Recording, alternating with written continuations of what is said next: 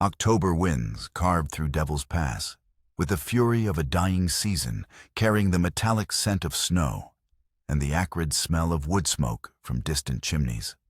Jessica Whitlow pulled her threadbare shawl tighter around her shoulders, feeling each gust slice through the worn wool like knives. The sound was relentless, a howling, moaning symphony that seemed to mock her desperation as frost-brittle aspen leaves swirled around her feet like scattered coins from a beggar's purse. Her 3 daughters pressed against her patched woolen skirts like frightened chicks seeking shelter from a hawk. Rose, 7 years old, walked with the grim determination of someone far beyond her tender years, her dark eyes constantly scanning the tree line for dangers both seen and imagined. Clara, 5, stumbled along on legs that trembled with exhaustion and malnutrition, her auburn curls matted with 3 days of trail dust and despair. Little May, barely 3, whimpered with each stumbling step, her tiny fingers twisted so tightly in her mother's dress that the fabric had begun to tear. The smell of their own hunger had become as familiar as breathing sharp, metallic desperate. Jessica's stomach cramped violently as she tried to remember their last real meal. 3 days, 4 time blurred into meaningless segments, when survival consumed every waking thought and haunted every restless dream. "Mama, my feet hurt something fierce." May whispered, her voice barely audible above the wind's mournful song through the towering pines. Her small face was pinched with cold and wan eyes too large for her hollow cheeks. "Just a little further, my sweet girl." Jessica replied, her voice cracking like winter wood. The lie tasted bitter on her tongue, but hope was all she had left to offer. Ahead through the gathering twilight, smoke rose from a distant cabin like a prayer made visible threading silver against the darkening sky. The sight sent both hope and terror warring in her chest as she recognized their destination, and the remote dwelling of Ezekiel Boone, and the mountain hermit whose reputation preceded him like his own shadow. Behind them lay 3 weeks of systematic rejection, each no cutting deeper than the last. Thomas's own brothers had buried him beneath a gnarled oak on the outskirts of Millfield, shoveling dirt over his pine coffin with mechanical precision that spoke of duty rather than grief. When the last prayer was mumbled and the final handful of soil scattered, and they had turned cold, calculating eyes on his widow, a miller's daughter with no dowry and no connections. Samuel Whitlow had sneered his words sharp enough to draw blood. Thomas chose poorly when he let his heart rule his head, and will not compound his folly by feeding his mistakes. You made your bed when you trapped him with a pretty face, and empty promises now lie in it. The memory burned worse than the mountain cold, searing through her like a brand. But forward lay uncertainty wrapped in the thin hope that the mountain man might possess more Christian charity than Thomas's own blood relations. The cabin loomed before them, through the deepening shadows constructed of thick pine logs, chinked with mud and moss, each timber fitted with the precision of a master craftsman. Golden lamplight spilled from windows like liquid promises of warmth and safety. Smoke curled steadily from a stone chimney, carrying the rich scents of burning oak and something else, something that made Jessica's mouth water despite her shame. Food. Real food, not the bitter roots and questionable berries they'd subsisted on for days. Jessica's hand trembled as she raised it to knock her knuckles barely whispering against the rough-hewn wood. The sound seemed pathetically inadequate, swallowed by the wind, sighing through the branches like the voices of the dead. "Please, sir," she called through chattering teeth, pressing her lips close to the gap between door and frame. "I can work, clean your cabin, mend your clothes, cook your meals. I ask for nothing but honest wages. Just a plate of food for my children. They haven't eaten properly in 3 days, and I fear." Her voice broke, unable to voice the terror that stalked her dreams. The door opened with a groan of well-oiled leather hinges, and Ezekiel Boone filled the entire frame like a force of nature given human form. Well over 6 feet tall, with shoulders broad enough to block out the lamplight streaming from behind him, He studied them with pale blue eyes that seemed to catalog every detail of their desperation. His dark hair fell to his collar in waves that caught the firelight, and his beard showed threads of premature silver that spoke of hard living and harder choices. Hands scarred by axe and saw hung loose at his sides with the deceptive relaxation of a man always ready for trouble. For a heartbeat that lasted an eternity, Jessica expected the door to slam shut in their faces. She had prepared herself for rejection, armed herself with the bitter knowledge that the world had no place for women like her. Then, without a single word, he stepped aside. Heat struck them like a physical blow, so sudden and overwhelming that all three girls gasped audibly. Jessica felt tears spring to her eyes, not from shame, though that burned hot in her chest, but from the sheer relief of warmth after so many nights, huddled together under inadequate blankets, listening to her children's teeth chatter in the darkness. The cabin's interior spoke of solitary comfort and careful planning. A rough-hewn table dominated the center of the room, its surface worn smooth by years of use. Bookshelves lined one wall, filled with volumes that spoke of an educated man choosing isolation rather than having it thrust upon him. Preserving jars gleamed from wooden shelves arranged with almost military precision. Everything was clean, orderly, purposeful, the domain of someone who lived alone, but lived well. Most wonderful of all was the smell that had drawn them here. Venison stew rich with potatoes and wild onions, fresh bread cooling on a wooden board, coffee that made Jessica's parched throat ache with longing. Her stomach cramped so violently she nearly doubled over, but she forced herself to stand straight to maintain what little dignity remained to a woman begging for scraps. Ezekiel moved to the iron pot hanging over the fire, ladling thick aromatic stew into 4 wooden bowls, with movements that were slow and deliberate. Steam rose from the rich broth, carrying scents that made the children's eyes widen with desperate longing and barely contained hope. He set the bowls on the table without meeting Jessica's gaze, then fetched a loaf of bread from a cabinet and cut generous slices with a knife that gleamed in the firelight. The children stood frozen, uncertain, until Jessica nodded permission. Then they fell upon the food with the desperation of truly starving creatures, their small hands shaking as they lifted spoons to their mouths. Rose tried to maintain some semblance of the manners her father had taught her, but even she could not hide the way her eyes closed in pure bliss at the first taste. Clara made small sounds of pleasure with each spoonful, tears streaming down her hollow cheeks. Little May clutched her bread against her chest as if afraid someone might snatch it away, then devoured it in bites so large Jessica feared she might choke. Jessica forced herself to eat slowly, trying to maintain some semblance of dignity, even though every instinct screamed at her to gorge herself like her children. The stew was the most delicious thing she had ever tasted, not because of any particular skill in its preparation, but because it represented salvation proof that they would survive another day. "Thank you," she whispered when she could trust her voice not to break. "You don't know what this means. I can work. I promise you won't regret this kindness." Ezekiel merely nodded, settling into a chair by the wall to watch them with unreadable eyes.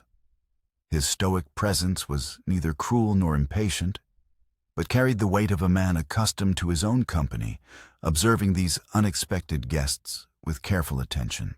When the bowls were scraped clean and the bread devoured to the last precious crumb, Jessica rose immediately. Gratitude demanded action, demanded that she prove her worth, despite their desperate circumstances. She found a rag on a shelf and began scrubbing the table with fierce intensity, working with the desperate energy of someone trying to justify their very existence. Her daughters joined her with touching determination.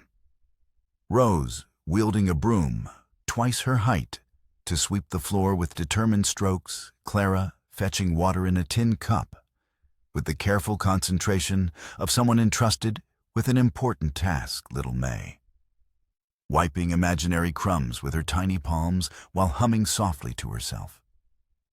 They worked together, with the unconscious coordination of a family that had learned to depend entirely on each other for survival. Ezekiel watched from his chair, arms folded across his broad chest.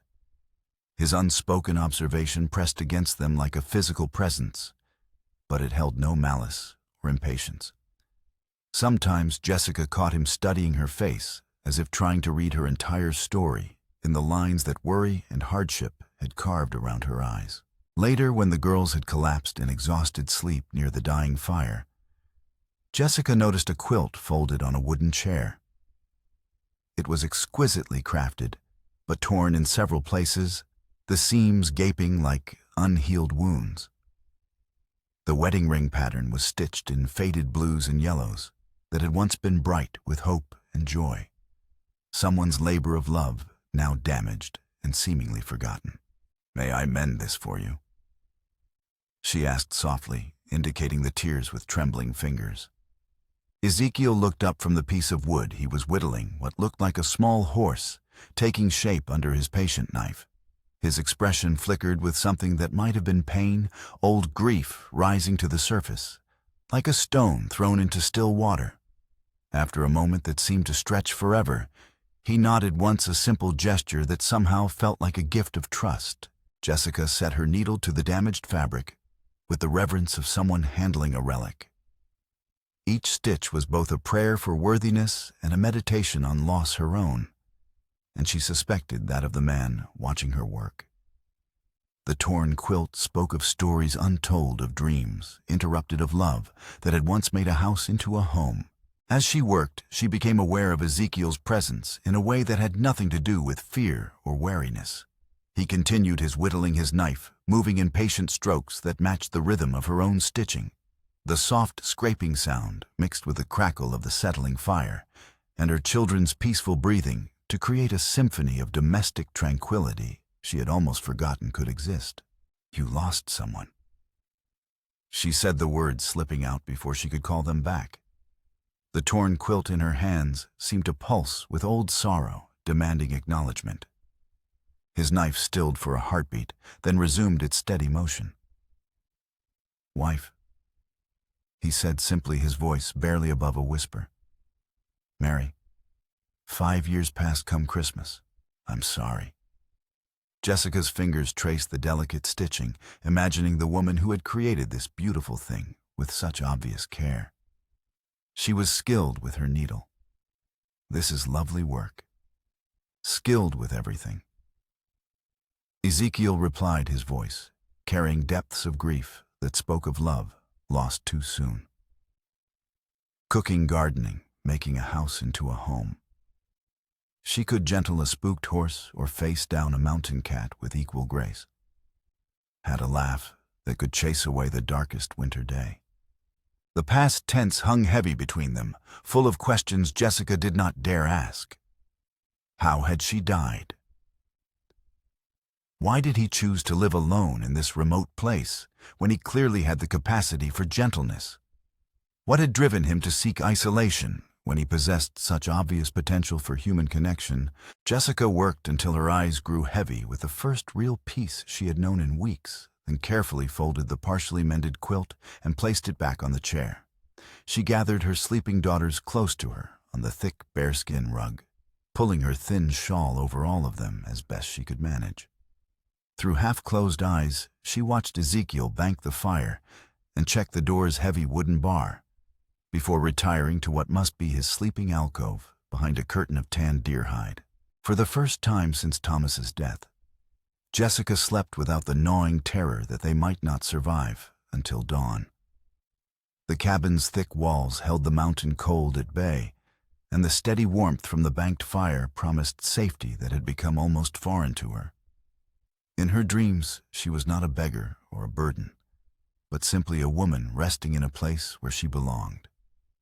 Word, as it always did in small frontier towns where entertainment was scarce and gossip was currency, traveled faster than wind down the valley. By the next morning, the good people of Millfield were already whispering over their morning coffee and biscuits, their voices carrying the particular venom reserved for those who transgressed unwritten social boundaries. At Cross's Mercantile, Abigail Cross leaned close to her usual circle of customers and lowered her voice to a scandalized hiss that could be heard across the store. "That Whitlow woman has installed herself in Boone's cabin, shameless as you please. Walked right up to his door with those poor children in tow and talked her way inside like she had every right in the world." Margaret Henley, the banker's wife, clutched her reticule tighter, as if moral contamination might spread through proximity to such gossip. A decent woman would have sought help from the church, not from a bachelor living alone up in those godless hills. What kind of example is she setting for her daughters? Mark my words, those girls will grow up thinking they can trade their virtue for security. The wrong kind entirely, added Sarah Fleming, whose husband owned the sawmill that provided lumber for half the territory. Everyone knows Ezekiel Boone keeps to himself for good reason. Strange things happen up in those mountains, and stranger men choose to live there. She'll regret this foolishness before winter's through, you mark my words. At Murphy's saloon, the conversation took darker turns as men nursed their morning whiskey and shared knowing looks across tobacco-stained tables. Sheriff Amos Kittredge, a weathered man, whose badge carried more authority than his aging frame might suggest, shook his graying head over his glass with the ponderous wisdom of someone who had seen too much frontier justice. Boone's courting trouble bringing a woman like that under his roof, he declared to anyone willing to listen. A man doesn't take in a widow and her children without expecting something in return, if you catch my meaning. And when she can't deliver what he's looking for, or when he gets tired of playing house well, remote cabins don't tell tales about what happens inside their walls. Jedediah Pike, who had been Thomas Whitlow's business partner in a failed mining venture that had cost both men dearly, slammed his whiskey glass down with unnecessary force, amber liquid sloshing across the scarred wood. She had offers of help from decent folk. He snarled his words, already slurring despite the early hour. Could have been taken care of proper-like by people who knew her place and her worth. But she was too proud to accept honest charity from her betters, too eager to spread her legs for the mountain man, instead of swallowing her pride like a Christian woman should. The crude language drew approving chuckles from his companion's men, whose own moral failings were conveniently forgotten in the pleasure of judging others. Pike's eyes held particular malice that went beyond mere social disapproval. At Thomas's funeral, he had cornered Jessica behind the church. While other mourners were distracted by their own grief, his breath reeking of whiskey and his hands reaching for her waist with presumptuous familiarity. "Your husband's dead, Jessica." He had whispered against her ear, his voice thick with alcohol and barely restrained lust. "But you're still young and pretty enough to turn heads when you put your mind to it. I could take care of you proper-like, give you and those girls a real home with a man who knows how to handle a woman's needs if you knew how to show the right kind of gratitude." His hands had been exploring her body with increasing boldness when she managed to break free, threatening to scream if he didn't release her immediately. The memory of his leering face and crude suggestions had haunted her ever since, adding another layer of revulsion to her desperate flight from Millfield, and everyone who claimed to know what was best for her. The voices echoed through the streets and shops, growing more embellished with each telling. Tales of Ezekiel Boone's mysterious past merged with wild speculation about Jessica's motives, creating a narrative that painted her as a scheming opportunist and him as either a gullible fool or a sexual predator. The truth that a desperate woman had asked for honest work in exchange for food was lost beneath layers of malicious interpretation and small-town prejudice. Though Jessica did not hear the gossip directly, she sensed its weight in the way Ezekiel's jaw tightened when he returned from town, late that afternoon, with sacks of flour salt and coffee beans slung over his broad shoulders. His movements were tenser than they had been that morning, and he avoided her eyes with the careful precision of a man carrying unwelcome news. He said nothing about his reception in Millfield, but Jessica saw in the rigid set of his spine and the way he checked and rechecked the door's wooden bar that the world had taken notice of their arrangement. The sanctuary of the cabin suddenly felt fragile, as if malicious words might breach its walls like arrows, finding gaps in protective armor. That evening, as she helped prepare a simple supper of fried salt pork and cornbread, while her daughters played quietly with the wooden horse Ezekiel had finished carving, Jessica finally found the courage to address the tension that filled the cabin, like smoke from a poorly tended fire. "The town's talking about us, isn't it?" she asked quietly, glancing toward her children to ensure they were too absorbed in their play to overhear adult worries. Ezekiel looked up from slicing bread, his pale eyes meeting hers for the first time since his return from town. "Towns always talk," he said simply, but she heard the weight behind his carefully neutral words. "About me. About us being here together without proper arrangements. Among other things." He set down his knife and studied her face with an intensity that made her cheeks warm, despite her growing anxiety. "You planning to let their talk drive you back into the cold?" The question was simple, but it carried weight that had nothing to do with mere words. Jessica felt tears prick her eyes as she shook her head slowly, unable to voice the desperation that clawed at her throat like a living thing. "I have nowhere else to go," she whispered, the admission tearing at her pride like broken glass. "My husband's family made it abundantly clear that I'm not welcome among them. They said I was beneath their station, that Thomas had married foolishly, and they wouldn't compound his mistake by supporting his widow and her burden of children. Then you stay." 2 words spoken without hesitation or doubt, carrying the force of an unbreakable vow. Jessica felt something tight in her chest begin to loosen a knot of fear and uncertainty that had been her constant companion since Thomas's death. "But the gossip, the things people will say about your reputation, let them talk until their tongues fall out." Ezekiel interrupted, his voice quiet, but holding the immovable quality of mountain stone. "Talk never killed anyone worth worrying about. Actions do. And my actions are my own business, not theirs." Jessica searched his weathered face for signs of doubt or resentment, but found only steady determination and something else, something that made her heart flutter with possibilities she was afraid to examine too closely. "You don't owe us anything," she said, needing to offer him an escape, even as she prayed he wouldn't take it. "You've already done more than any stranger had a right to expect. If maintaining your reputation requires—" "I don't do things out of obligation," he interrupted gently but firmly. "Never have, never will. If I thought you and the girls were a burden I couldn't bear, you wouldn't still be sitting at my table." The simple honesty of his words hit her like a physical blow, not cruel, but stunning in its directness. Jessica realized that she had been bracing herself for inevitable rejection, for the moment when his kindness would be replaced by the same dismissal she had received everywhere else. "Why?" she whispered, voicing the question that had been eating at her since that first night. "Why help us when everyone else turned us away?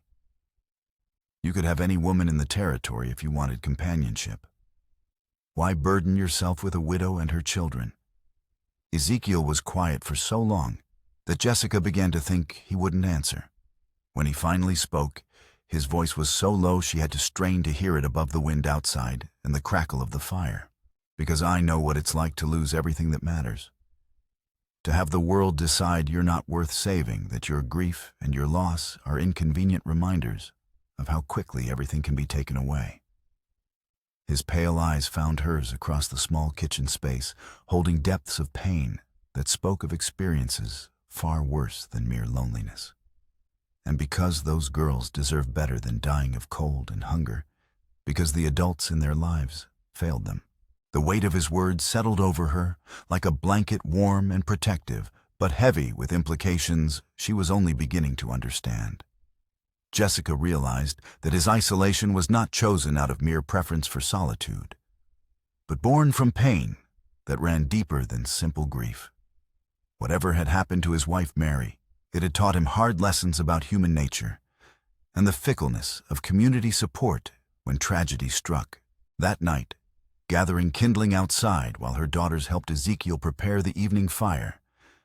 Jessica heard the sound that would haunt her dreams for weeks to come. The drumbeat of multiple horses on the ridge above the cabin. Their voices carried clearly in the thin mountain air, rough with drink and malicious amusement that made her blood turn to ice water in her veins. Boone's gone soft. One jeered his words, slurring together with the practiced ease of habitual drunkenness. Keeping a beggar woman and her spawn like he's running some kind of charity house for fallen women. What's next, taking in every stray dog and broken-down whore that wanders up his mountain? Another voice, younger and meaner, laughed harshly with the cruel pleasure of someone who enjoyed others' pain. Maybe we should remind him what happens when mountain pride turns to foolish pity. This territory's got no place for men who can't keep their houses in proper order, who let women manipulate them with pretty faces and sob stories. Jessica recognized the second voice with a chill that had nothing to do with the evening air. Jedediah Pike Thomas's former business partner, and a man who had made his predatory intentions painfully clear at her husband's funeral. The memory of his groping hands and whispered threats sent panic racing through her veins like poison. Now he was here circling Ezekiel's cabin like a predator who had finally cornered his prey and was savoring the moment before the kill. The thought of him having any power over her children's fate, of him being able to force his will upon her through violence or threats, sent her into a state of terror so profound she could barely function.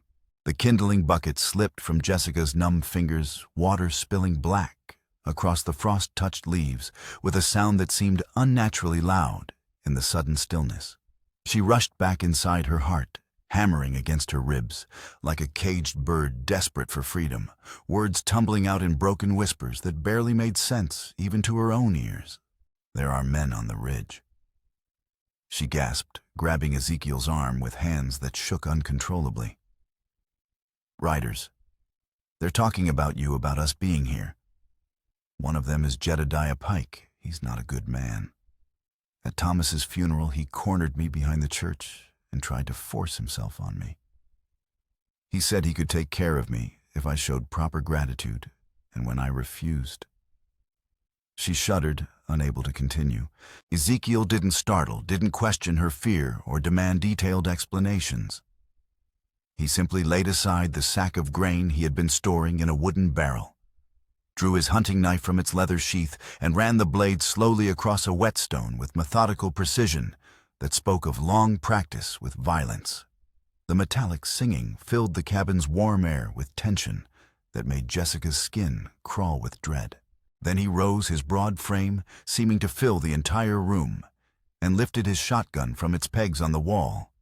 He checked the loads with practiced efficiency, his movements economical and deadly serious.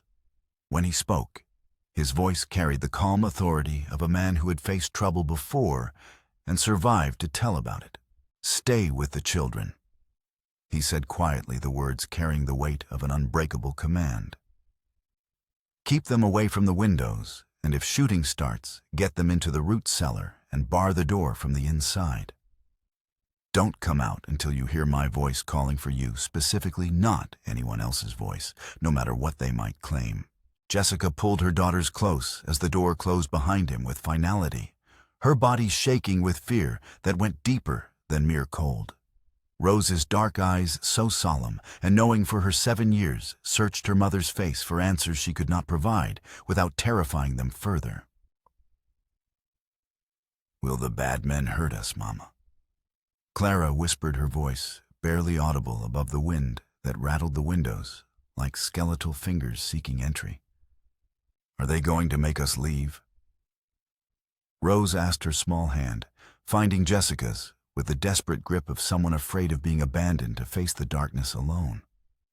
Little May simply whimpered and burrowed deeper against her mother's side, sensing the danger, even if she could not understand its nature or scope. Her tiny fingers twisted in Jessica's skirt, seeking comfort from a woman who had precious little comfort left to give. Jessica hushed them as best she could, though her own throat was tight with terror that threatened to choke off her voice entirely. She had brought this trouble to Ezekiel's door. Her past, her shame, her desperate circumstances had painted a target on the only man who had shown them genuine kindness. The guilt was almost as overwhelming as the fear, a crushing weight that made it hard to breathe. She sat through the long hours with her girls pressed against her like frightened animals, every crack of a branch outside, every whisper of wind through the pines, striking her nerves like flint against steel. Time crawled by with agonizing slowness, each minute stretching into an eternity of what-ifs and worst-case scenarios that her imagination conjured with vivid, terrible detail. What if Pike had brought enough men to overwhelm even Ezekiel's obvious skill with weapons? What if they simply waited until exhaustion forced their quarry into a fatal mistake? What if they decided that burning the cabin was easier than facing an armed defender? The possibilities for disaster seemed endless, each one more terrifying than the last. Then, just as her courage was about to shatter entirely under the weight of uncertainty, she heard his boots on the wooden porch, steady, unhurried, alive. The door opened with its familiar creak, and Ezekiel stepped inside, snowflakes melting in his dark hair and beard like small blessings. He set the shotgun back on its pegs with careful precision and looked at her with those steady blue eyes that seemed to see everything and judge nothing. "They're gone," he said simply, as if he had been discussing the weather rather than facing down armed men in the darkness. Jessica sagged with relief so intense it left her dizzy and nauseous, but questions burned in her throat like acid. "What did they want? What did they say to you?" Ezekiel moved to the fire and added another log, and the flames casting dancing shadows across his weathered features. When he spoke, his voice carried a grimness that made her stomach clench with renewed dread. "Pike wants you for himself," he said without softening the brutal truth. "He's angry that you chose to come here instead of accepting his generous offer of protection and companionship. Seems to think you belong to him by some twisted right of first claim." The way he said generous and protection made it clear that Ezekiel understood exactly what kind of arrangement Pike had offered and what degrading payment he would have demanded in return. Jessica felt heat flood her cheeks with shame and anger that such a man could believe he had any claim on her or her children. "I never chose him," she said fiercely, needing Ezekiel to understand. "I would never willingly. He disgusts me. When he cornered me at the funeral, I told him I'd rather starve in the streets than accept his help." "Maybe you should have taken his offer." Jessica's head snapped up, hurt and betrayal flooding through her, until she saw the grim humor in Ezekiel's expression and realized he was setting a trap for her assumptions. "Then I wouldn't have to worry about him bothering my house guests." He finished quietly, his pale eyes holding hers with an intensity that stole her breath and sent warmth racing through her veins. The words hit her like a physical blow, but not from pain, from hope so sharp it was almost painful. He had claimed them in his quiet way. They were under his protection now, and Ezekiel Boone was clearly not a man who abandoned his responsibilities lightly or took his commitments casually. But Jessica also heard the unspoken warning in his words. Pike would be back, and next time, he might bring more men, more determination, more willingness to escalate the confrontation into actual bloodshed. The thought of violence being spilled over her children's future made her stomach churn with guilt and terror. "I should leave," she said quietly, the words tearing at her throat like broken glass, even as duty demanded she voice them. "Take the girls and go somewhere else, somewhere far enough away that Pike won't follow or won't think to look. I won't have your blood on my hands because of my problems." "Where?" Ezekiel's question was simple, but devastating in its logical brutality. "Where would you go that a man like Pike couldn't find you if he put his mind to it? How far could you get with 3 children and no money, no supplies, no connections in this territory? Winter's coming early this year. I can smell it in the air, feel it in my bones. You'd all be dead inside a week, frozen corpses for the wolves to find come spring. The harsh honesty of his assessment hit her like cold water, washing away the fantasy of noble self-sacrifice and leaving only brutal reality in its wake. She had no horse, no wagon, barely enough clothes to keep them warm, even inside the cabin's heated interior, let alone on the open trail. They had arrived here as refugees from starvation, and leaving would only accelerate their journey toward the same inevitable fate. "So, what do we do?" she whispered, hating the helplessness in her own voice, but unable to deny the truth of their situation. Ezekiel was quiet for a long moment, staring into the fire, as if seeking answers in its dancing flames.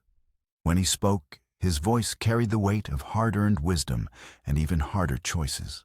"We wait and we prepare. Pike's a coward at heart. He talks big when he thinks he has the advantage, but he turns yellow when the odds shift against him. Right now he's testing, trying to see how far he can push before I push back hard enough to hurt him.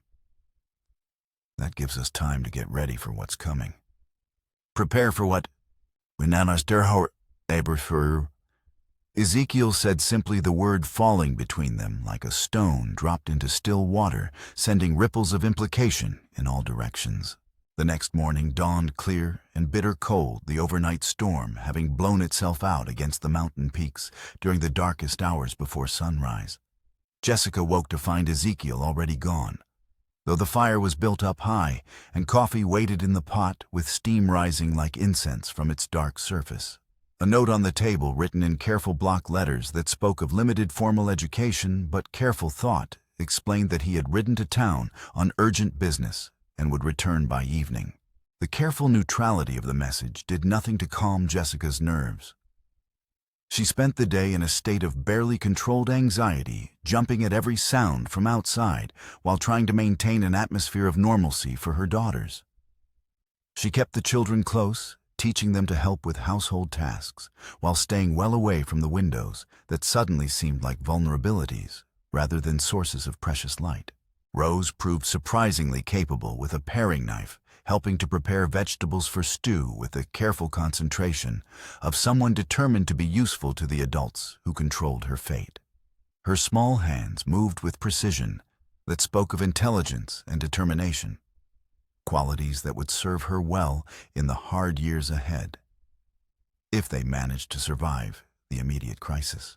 Clara and May contented themselves with sorting beans and folding clean clothes, their presence a comfort, even as Jessica's mind raced with scenarios of disaster and violence. She found herself studying their faces, memorizing details in case. But she couldn't complete that thought, couldn't allow herself to consider the possibility that Pike might succeed in his obvious intentions.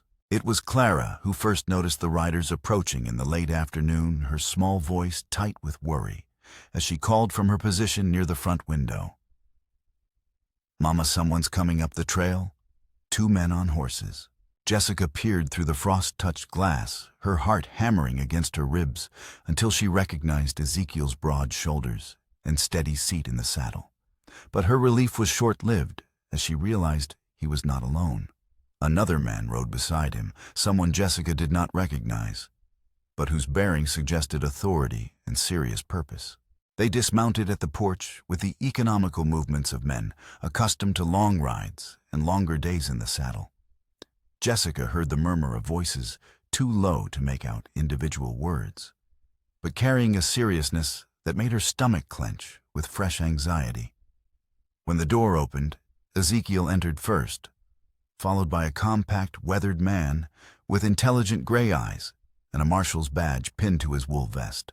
"Jessica, this is Marshal Davies from Denver," Ezekiel said without preamble, his voice carrying none of its usual warmth. "He has some questions about Jedediah Pike and certain incidents that may be connected to your recent difficulties." The marshal removed his hat with old-fashioned courtesy, revealing silver hair and a face lined by years of frontier justice and hard decisions. His eyes were kind but sharp, missing nothing as they catalogued the cabin's interior and its occupants with professional thoroughness. "Mrs. Whitlow, I understand you've had some trouble with Pike recently." he said, his voice carrying the careful neutrality of a lawman gathering information for an official investigation. "Would you be willing to tell me about your interactions with him, particularly the incident at your husband's funeral?" Jessica glanced at Ezekiel, who nodded encouragingly, while moving to settle her daughters at the far end of the cabin with quiet words and gentle guidance. When she was satisfied that they were occupied with their toys and could not easily overhear adult conversation, she turned back to the marshal with growing determination. "Yes, sir. He approached me at Thomas's funeral, and again here just last night with several other men." "Tell me about the funeral incident first," Davies said, settling into the chair Ezekiel offered, while pulling out a small leather book and pencil with the practiced ease of someone accustomed to taking detailed statements.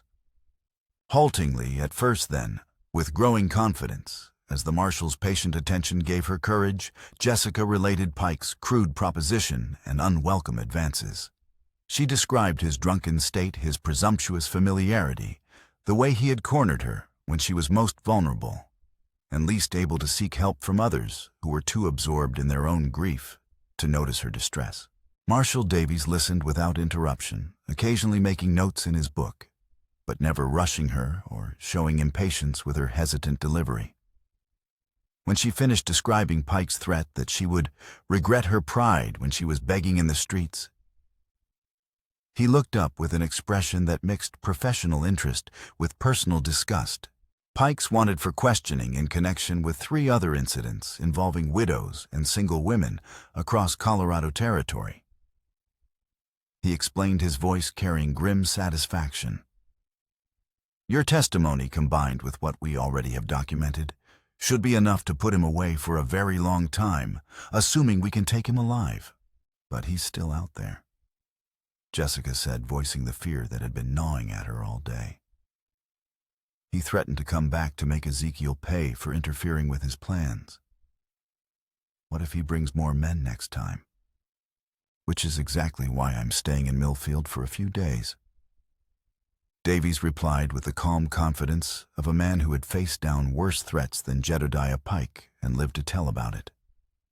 "He's too arrogant to run far, and too stupid to know when he's beaten. He'll make his move soon, and when he does, we'll be ready for him." "What kind of move are you expecting?"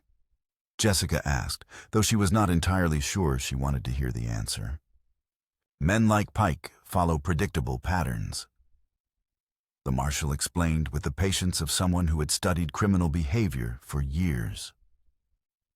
"First, they try intimidation, riding around making threats, hoping to scare their target into submission without having to resort to actual violence. When that fails, they escalate to more direct action.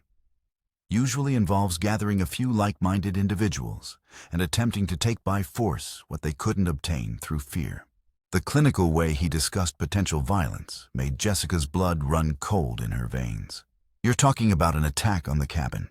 It's not just possible, it's probable," Davies admitted with brutal honesty. "But Pike's not quite stupid enough to try it while I'm in the immediate area with legal authority to arrest him on sight.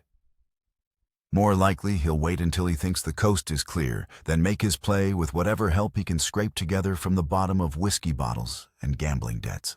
That evening, after the marshal had ridden back to town with promises to return the next day and warnings to be ready for anything, Jessica found herself alone with Ezekiel by the fire.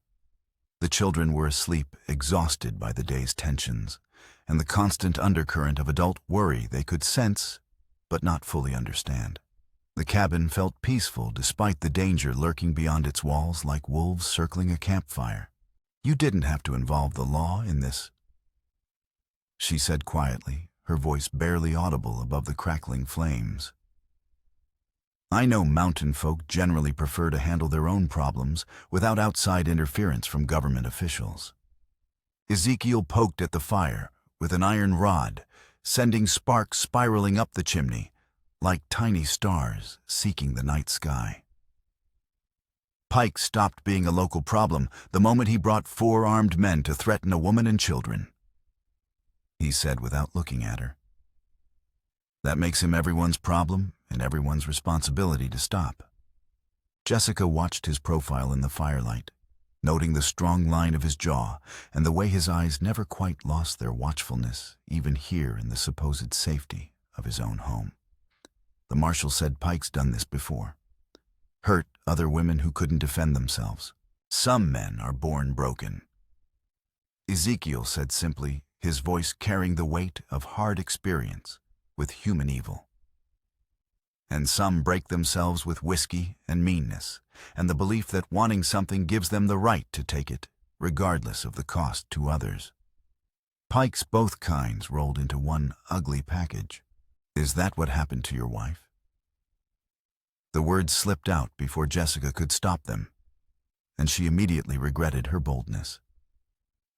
The question hung in the air between them like smoke, heavy with implications she was not sure she was ready to explore.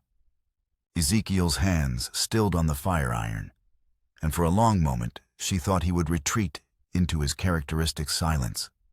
When he finally spoke, his voice was so quiet she had to strain to hear it above the wind outside and the settling of the fire. Men like Pike. He said each word carefully measured and weighted with old pain. 5 years ago, almost to the day, they wanted our land for a railroad spur, offered money that was fair by their standards, but nowhere near what the place was worth to us. When Mary refused to sell, told them our home wasn't for sale at any price, they decided to take more direct action. He set the iron aside with deliberate care, his movements controlled, but carrying an undercurrent of rage that had never quite cooled, despite the passage of years. She fought them, of course. Mary always was fierce when cornered, like a wildcat protecting her territory and her young. They didn't expect that much resistance from a woman alone, didn't think she'd have the spine to stand up to 3 grown men with guns and bad intentions. Jessica felt tears prick her eyes as understanding dawned with horrible clarity. I'm so sorry. That's why you live alone up here, isn't it? Because people failed you when you needed them most. Town was too busy counting the money those railroad men promised to care much about one woman's objections. Ezekiel admitted, his pale eyes finding hers across the small space between their chairs. Sheriff said it was a tragic accident, that Mary must have fought the robbers and gotten hurt in the struggle. Everyone knew it was a lie, but lies are easier to live with than the truth sometimes. So you came here, to get away from the lies and the people who preferred them to justice. Seemed safer that way, he said with a bitter smile that held no humor. Until now. The admission hung between them like a bridge neither was quite ready to cross. But Jessica felt the weight of possibility in his words. He was letting her see behind the careful walls he had built around his heart, trusting her with pain he had shared with no one else. Mr. Boone. Rose's small voice interrupted from the shadows near the hearth, breaking the spell that had been weaving itself around the adults. I can't sleep. The wind sounds scary, like there are monsters outside trying to get in. Without hesitation, Ezekiel rose and went to the child, lifting her easily and settling her on his lap in the chair by the fire. Rose curled against his broad chest with the absolute trust that only children possess, her small hands clutching his flannel shirt as if it were armor against all the world's dangers. It's just the mountains talking to each other, he said gently, his deep voice rumbling in his chest in a way that seemed to calm the child immediately. They use the wind to carry messages through the passes, telling stories about the day that's ending and the night that's beginning. Nothing frightening in that kind of conversation. What kind of stories do they tell? Rose asked, her eyes wide with interest rather than fear, now her earlier terror forgotten in the comfort of his presence. Stories about eagles riding the air currents high above the tree line, searching for dinner in the valleys below. About elk moving down from the high country as winter approaches, following paths their ancestors walked for thousands of years before the first white man ever saw these peaks. His voice took on a rhythmic quality as he spoke, like a storyteller weaving magic from simple words and shared warmth. They tell stories about streams running clear and cold with snowmelt, carrying the mountain strength down to the rivers that feed half the continent. about trees growing tall and strong, their roots reaching deep into stone and soil that's older than human memory, their branches reaching high toward stars that have watched over these peaks since the world was young and full of possibilities. Clara and May stirred at the sound of voices drawn by the warmth in Ezekiel's tone and the security of seeing their sister safe in his arms. Soon, all three girls were gathered around his chair, listening with rapt attention as he spun tales of mountain wildlife and changing seasons of the secret life that flourished in places where humans rarely ventured. His voice was different when he spoke to the children, softer, more expressive, revealing a gentleness that his harsh life had not quite managed to destroy. Jessica watched from her own chair, her heart full of emotions she was not ready to name or examine too closely. This man, this quiet giant, who had taken them in without question or condition, was healing something in her daughters that she had not even realized was broken. For the first time since Thomas's death, she saw genuine hope in their faces instead of the hollow resignation that had become their default expression. Rose listened with the intense concentration of a child, starved for stories and attention, her dark eyes never leaving Ezekiel's face as he described the hidden wonders of the mountain wilderness. Clara gradually relaxed against his leg, her earlier fears forgotten in the comfort of his steady presence. Little May climbed onto his other knee with a sleepy sigh, her thumb finding her mouth as drowsiness overcame her natural shyness around this large, gentle man. When the stories finally wound down and the children's breathing settled into the rhythm of approaching sleep, Ezekiel carefully transferred them to their bedrolls near the fire. His movements were gentle and sure, speaking of practice with small, fragile things that needed protection. As he tucked the worn blankets around their shoulders with tender care, Jessica saw something in his expression that made her chest tight with unnamed longing. "You're good with them," she said softly when he returned to his chair, her voice barely above a whisper. "They trust you completely, more than they've trusted anyone since their father died. Children are honest." Ezekiel replied, his voice thoughtful as he watched the sleeping girls. "They don't carry the baggage that makes adults suspicious and careful about everything. If you treat them with respect and kindness, they return it without question or hidden motives. Is that what you miss most about your wife, I mean? The possibility of having children of your own." The question was too personal, too intimate for the fragile relationship they were building. But Jessica found she could not take it back. Ezekiel was quiet for so long that she began to think she had overstepped, irrevocably crossed some invisible line that would change everything between them. When he finally answered, his voice held no anger, only a sadness so deep it seemed to come from his very soul. "Mary was with child when she died," he said simply, the words falling into the quiet cabin like stones into still water. "Our first. She was so excited about becoming a mother, spent hours planning the nursery and sewing tiny clothes from scraps of fabric. She said she could already feel the baby moving, though the doctor told her it was too early for that to be true." Jessica felt tears spill over her heart, breaking for this man who had lost not just a wife, but the entire future they had planned together. "I'm so sorry. I shouldn't have." "It's all right." Ezekiel interrupted gently, his voice carrying a warmth that surprised her. "It's been 5 years. Time doesn't heal everything, but it makes the sharp edges a little smoother, makes it possible to remember the good times without drowning in the pain." He looked at her sleeping daughters with an expression that might have been wonder. "I'd forgotten what it was like to have children in the house. The way they fill up all the quiet spaces with laughter and questions, the kind of chaos that makes a place feel truly alive instead of just occupied." "They like you," Jessica said, stating the obvious, because she could not quite bring herself to voice the deeper truth that was growing in her own heart, like a seed finding fertile ground. Rose hasn't smiled this much since her father died. Clara's starting to talk again, really talk, instead of just answering direct questions. And May, she's never taken to a stranger so quickly in her entire short life.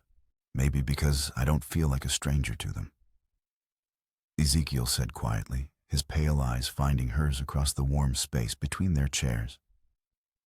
Sometimes people just fit together like pieces of a puzzle that was always meant to be complete, but was missing the right parts. The words hung between them, heavy with implication and possibility that both excited and terrified Jessica.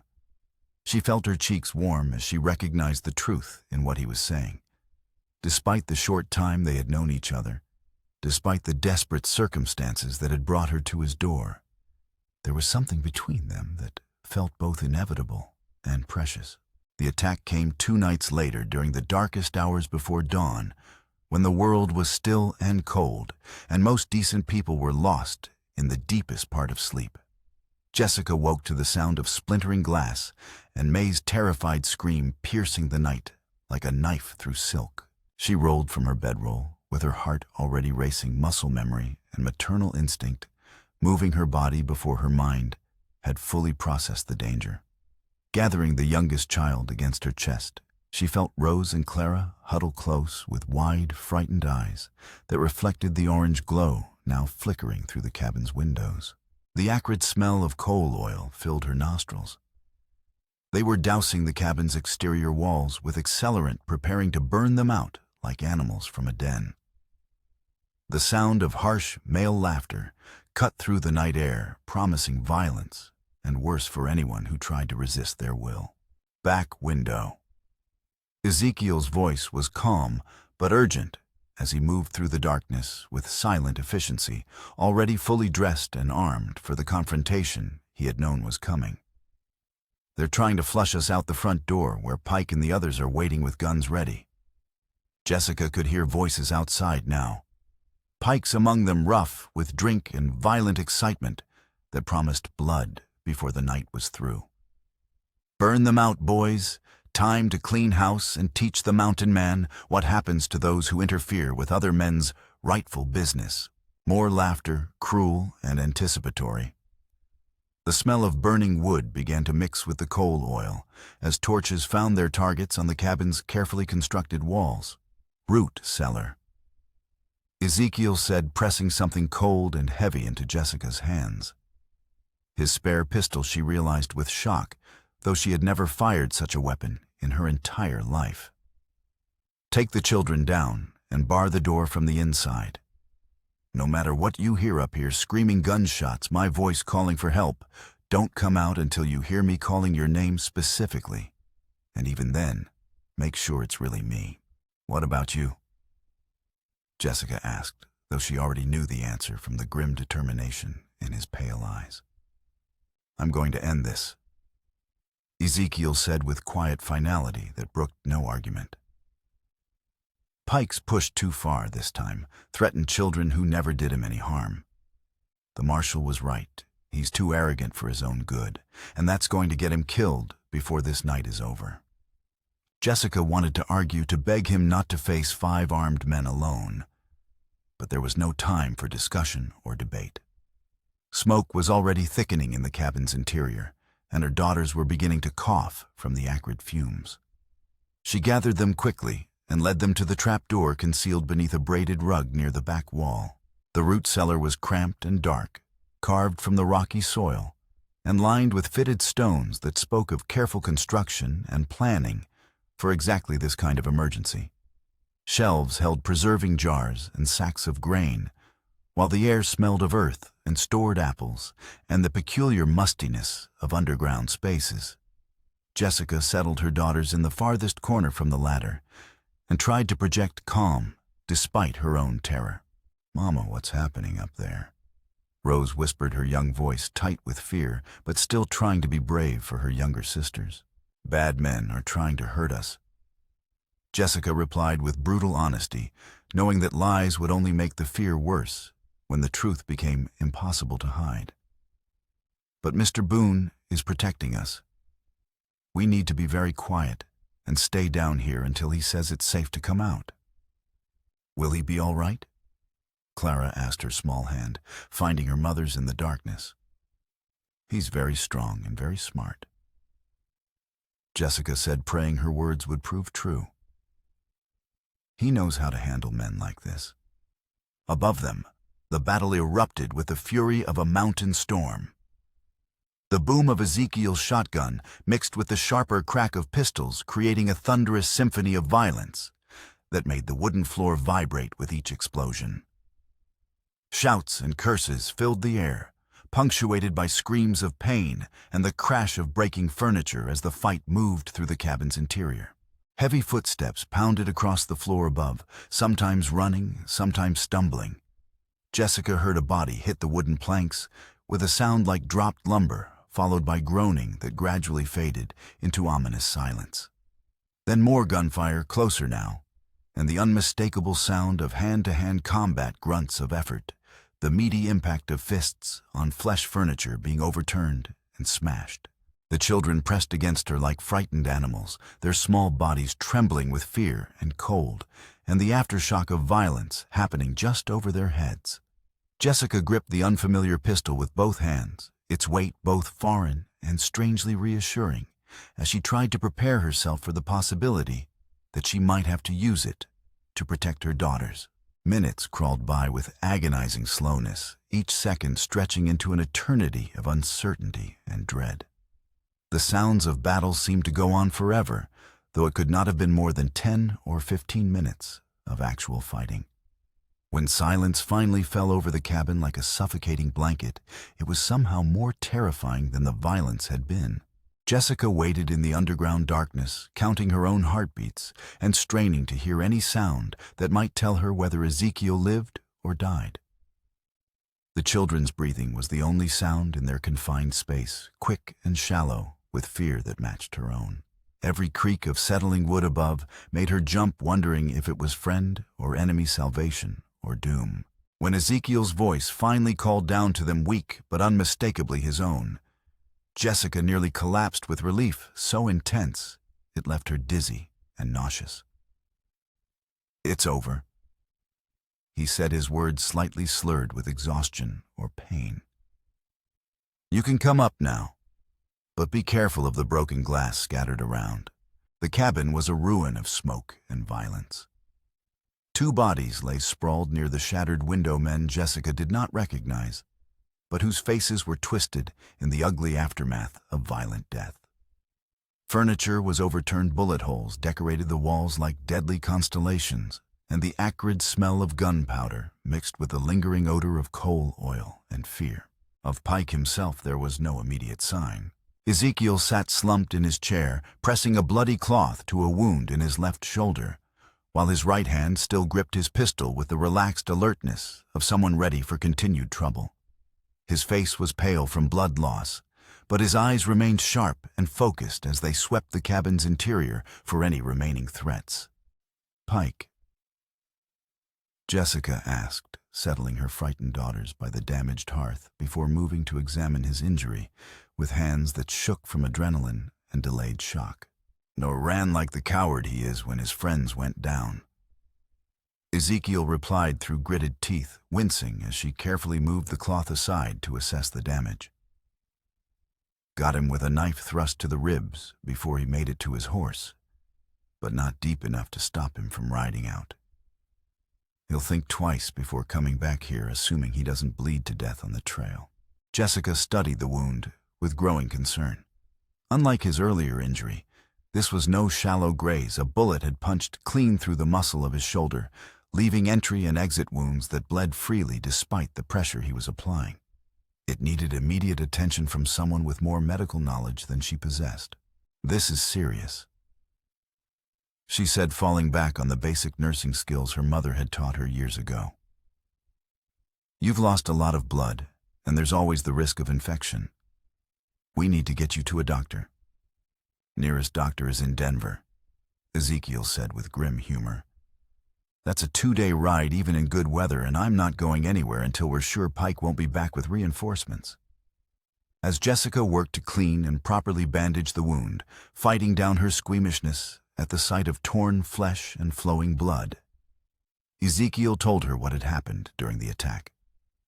Pike and 4 men had surrounded the cabin, just as he had predicted, intending to smoke them out and take Jessica by force, while eliminating the only witness to their crime. But Ezekiel had anticipated the move, positioning himself to take advantage of their overconfidence and the tactical errors that came with attacking a fortified position held by someone who knew every inch of the terrain.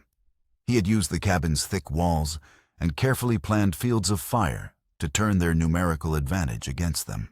2 of them won't be causing anyone trouble ever again, he said grimly, nodding toward the bodies by the window. Third one ran when he realized this wasn't going to be the easy victory Pike had promised. That's when Pike decided to try settling things personally, man to man. And he learned that wanting something doesn't make you good at getting it. Ezekiel replied, with dark satisfaction. 5 years of chopping wood and hauling timber builds muscles that soft living can't match. He got in one lucky shot before I put steel between his ribs. Dawn was breaking over the mountains in shades of rose and gold when Marshal Davies arrived with a small posse drawn by the sound of sustained gunfire that had echoed through the valleys like thunder. He surveyed the scene of destruction with the professional calm of a man who had witnessed too much frontier violence to be shocked by its aftermath. "To a clear case of self-defense," he pronounced after examining the bodies and hearing Ezekiel's detailed account of the attack. "Pike and his men came onto your property armed and with clear intent to commit arson, kidnapping, and murder. You had every right to protect your family and property by whatever means necessary. Your family." The words sent a warm shock through Jessica's chest that had nothing to do with the marshal's matter-of-fact delivery. She glanced at Ezekiel and saw that he had noticed the phrasing too, his pale eyes holding hers for a moment that seemed to stretch forever despite the chaos surrounding them. "Pike's wounded and on the run." Davies continued, apparently unaware of the undercurrent his words had created.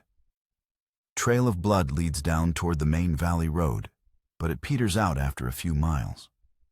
My guess is he'll head for one of the big cities where he can disappear into the crowds and get medical attention without too many questions being asked." "Will he be back?" Jessica asked, voicing the fear that gnawed at her despite their apparent victory.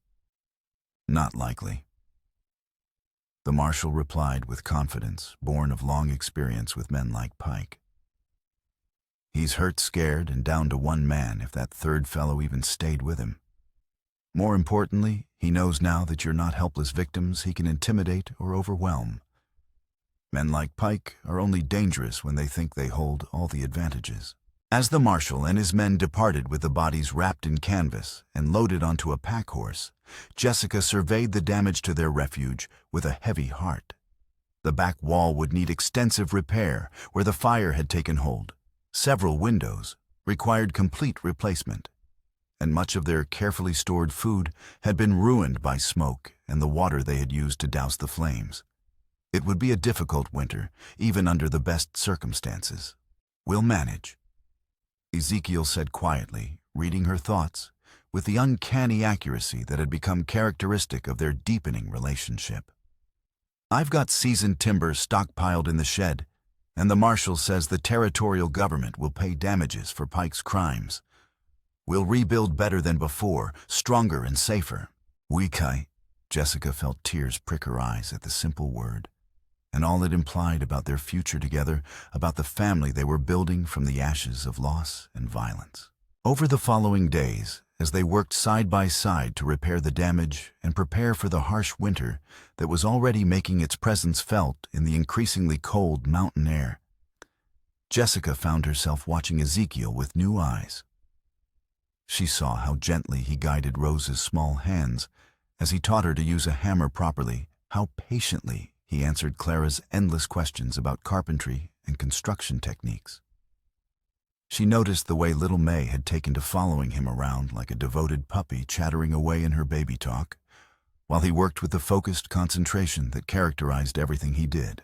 Most of all, she saw how he looked at her when he thought she wasn't watching, not with the calculating hunger that had burned in Pike's eyes, but with something infinitely more precious.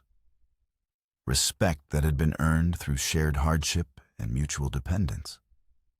Affection that had grown from daily kindness and consideration. The beginning of something deeper that neither of them was quite ready to name or examine too closely. The revelation came to her one evening, as she sat mending clothes by the rebuilt fire, while Ezekiel carved new wooden toys for the children to replace those that had been damaged in the attack. The domestic scene felt both natural and profound, as if they had been living this way for years rather than the few intense weeks that had brought them together. This was not charity or temporary shelter anymore. She realized with startling clarity that took her breath away. This was home in the truest sense, not just a place to sleep and eat, but a sanctuary built from mutual care and shared purpose. They had become a family not through law or ceremony or blood relation, but through the kind of bonds that were forged in crisis and tempered by daily choice. Ezekiel, she said softly, using his given name with deliberate intimacy for the first time since that desperate night when she had knocked on his door as a stranger begging for scraps.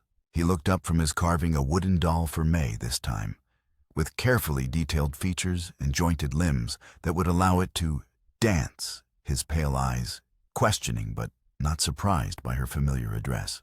When spring comes, she began, then hesitated as uncertainty crept into her voice. When the pass is clear and travel becomes easier again, you planning to leave? His voice was carefully neutral, but she heard the tension beneath it, the fear that he was too proud to voice directly. Only if you want us to. The words tumbled out in a rush, tangling together in their haste to be spoken and understood. I know this isn't what you chose when you let us in that first night. You were just being kind to strangers, in desperate need, offering temporary shelter to people who had nowhere else to turn. But if you'd have us stay permanently, if you think we could build something lasting together. Ezekiel set down his carving tools with deliberate care and rose from his chair with the slow precision of someone making a momentous decision. He crossed to where she sat and knelt beside her chair, his large, work-roughened hands covering her smaller ones with surprising gentleness. "Jessica," he said. And her name sounded different in his deep voice, precious somehow, like something worth treasuring and protecting. I lost my family once to men like Pike, to violence and greed, and the kind of cruelty that decent people struggle to understand. I never thought I'd have the chance to build another one, never believed I deserved that kind of happiness again. And now, she whispered, barely daring to breathe, lest she shatter the moment with careless movement. Now I think maybe God, or fate, or simple chance sent you and the girls to me for a reason that goes deeper than mere survival. He said, his voice rough with emotion he rarely allowed himself to show. Maybe we all needed saving in different ways. Maybe we can do it better together than we ever could apart. Jessica felt tears spill over, but they were tears of relief and joy, rather than sorrow or fear. Is that a proposal, Mr. Boone?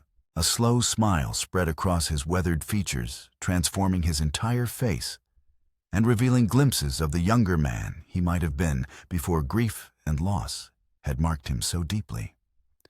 I reckon it is, Mrs. Whitlow. If you'll have a broken-down mountain man who talks too little and knows too much about violence for anyone's good, I'll have you. She whispered, leaning forward to kiss him with all the gratitude and growing love her heart could hold.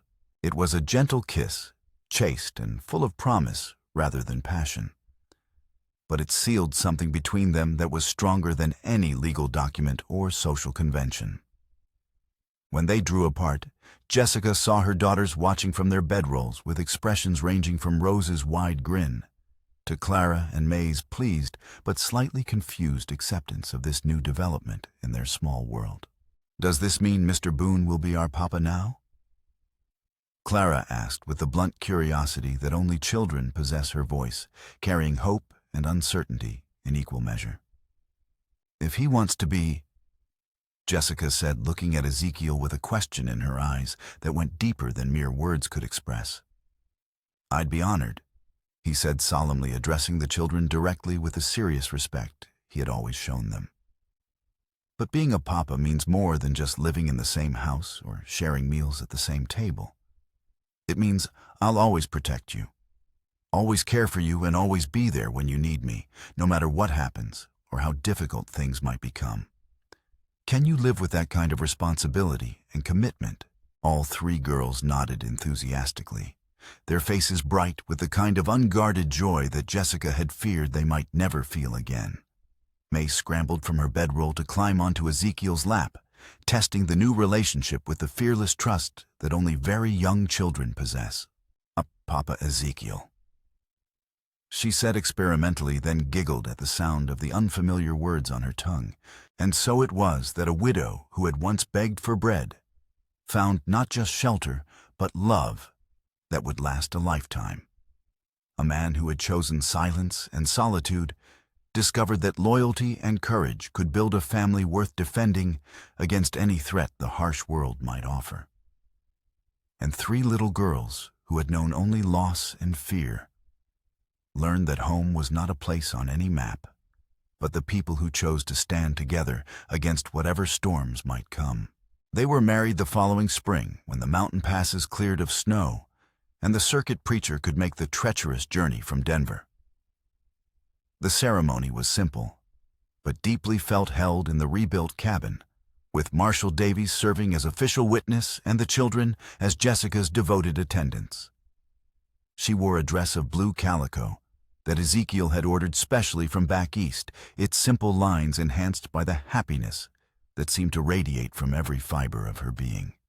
He stood before the preacher in his best white shirt and freshly trimmed beard, looking more relaxed and at peace than anyone in Millfield could remember seeing him in all the years since his wife's death. The vows they spoke were traditional, drawn from the preacher's worn prayer book, but the looks that passed between them held promises that went deeper than any written words could capture. To stand together through whatever troubles might arise in their uncertain world, to build something lasting and beautiful from the ashes of their individual losses, to prove that love could grow from the smallest acts of kindness and flourish in even the harshest soil. When the preacher pronounced them husband and wife, Ezekiel kissed his bride with gentle reverence, while their daughters cheered, and even the stern Marshal smiled with genuine warmth. Outside, spring had come to the mountains in a riot of wildflowers and tender green leaves, promising new beginnings and hope fulfilled after the long, harsh winter that had tested them all. Years later, when Jessica was an old woman with silver hair and hands marked by decades of honest labor, she would sometimes stand on the porch of their much-expanded cabin and remember that first desperate night when she had knocked on a stranger's door with nothing to offer but the promise of work in exchange for her children's survival. She would think about the courage it had taken to ask for help, when pride screamed against such humiliation, and the grace that had moved Ezekiel to offer sanctuary without conditions or judgment, and the love that had grown from such humble and desperate beginnings into something that sustained them through every challenge life could offer.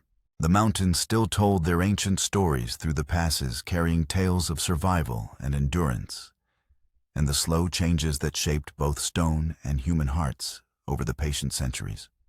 But now there were new stories too, stories of a family that had been forged in hardship and tempered by shared danger, stories of love that had found a way to bloom, even in the harsh soil of frontier necessity and unforgiving circumstance. She had learned through bitter experience and hard-won wisdom that dignity was not something bestowed by others or granted by favorable circumstances, but something built one choice at a time, one act of quiet courage at a time.